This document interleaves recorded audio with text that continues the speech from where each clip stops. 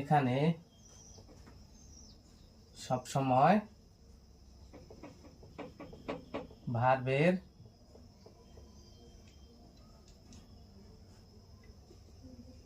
দুই নম্বর ফর্ম বসে, ভার্ব টু বসে। গঠন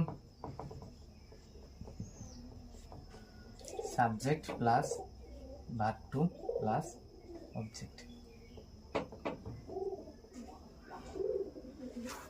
তো যতগুলো টেন্স আছে বন্ধুরা, তার মধ্যে এই টেন্সটাই সব থেকে সোজা।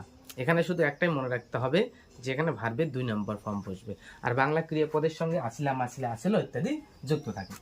তো একটা এক্সাম্পল দেখো,